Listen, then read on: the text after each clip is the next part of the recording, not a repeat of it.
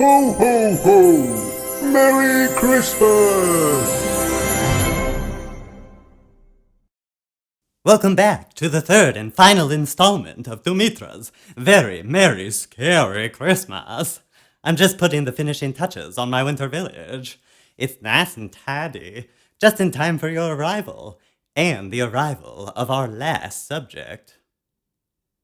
To complete this jolly holiday triptych, we will dive into the most terrifying of Christmas legends.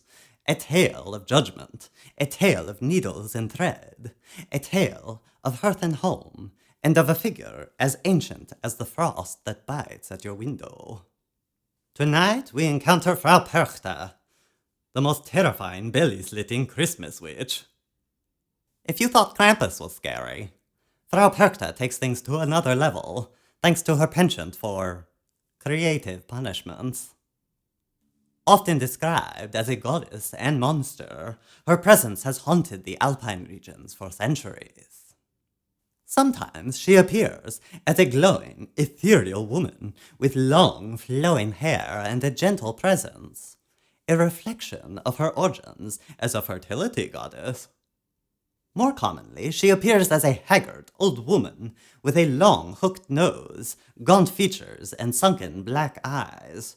Her face is as pale as frost, and she wears a cloak of tattered rags and straw. Frau Perchta is not like the kindly spirits you've heard of in my other holiday episodes. She is no bringer of merriment. She is a watcher, a judge, and an executioner of her own rules.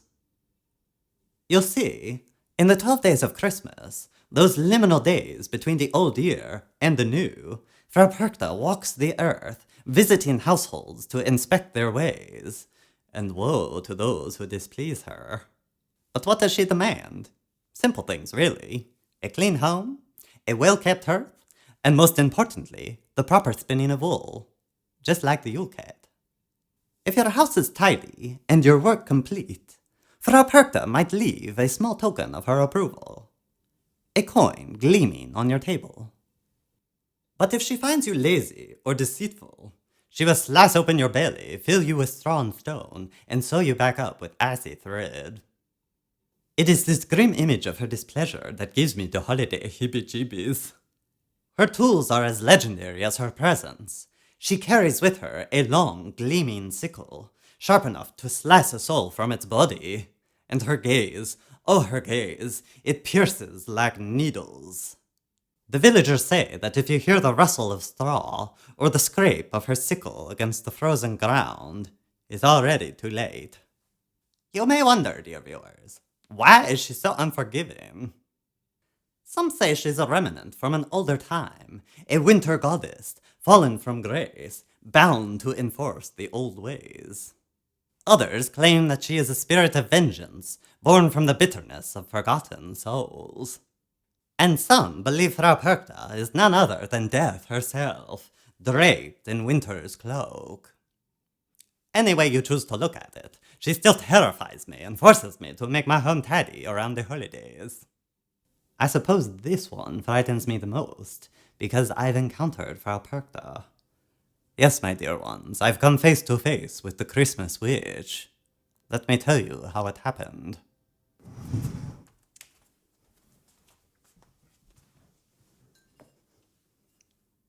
It was many winters ago, while visiting distant relatives in a remote alpine village nestled in the shadow of the mountains. The 12 days of Christmas were upon us, and the air was thick with fear. The villagers whispered of Frau Perchta's coming, checking their hearths, spinning their wool, and tidying their homes. I, of course, was prepared. My wool had been spun, my thread wound tight and neat, my cloak was mended, the hearth was swept clean, the table was set with care, and my additions to the family holiday decor were just to die for. I had done everything necessary to escape Perchta's wrath. But I had also heard that she did not come merely to punish. She came to judge.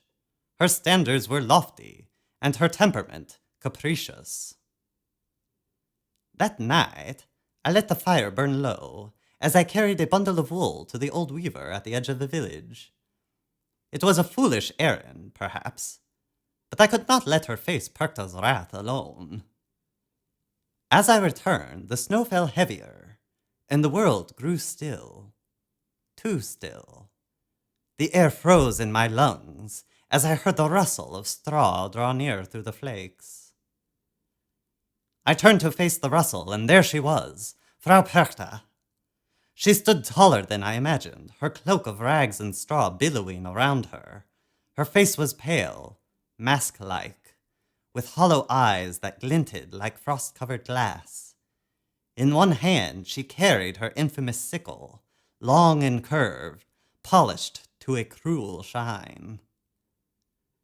She said nothing, only stared. The silence was heavier than the snow.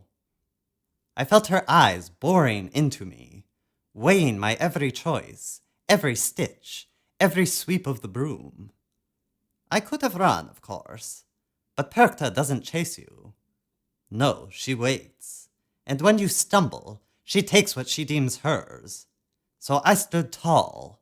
I met her gaze, though every instinct in me screamed to look away. Then slowly I held out the wool. "I've done my work," I said.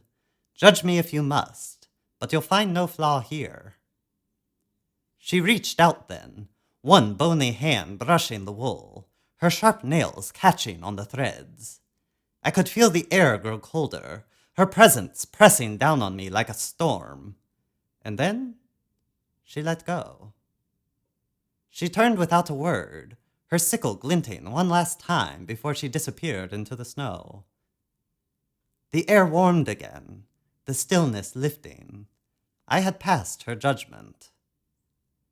When I returned home, I found a single coin on the table, cold as ice and shining like the stars. A token, perhaps, or a reminder that Perkta spares no one without a reason.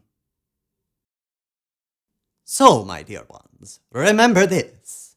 Sweep your hearths, spin your wool, and mend your long johns, for when Perkta comes, there are no second chances. I hope you have enjoyed these chilling holiday tales, each a reminder to be good to one another, to demonstrate care for your community, and not to cut corners when it comes to details. For in the dark of winter, each other is all that we have.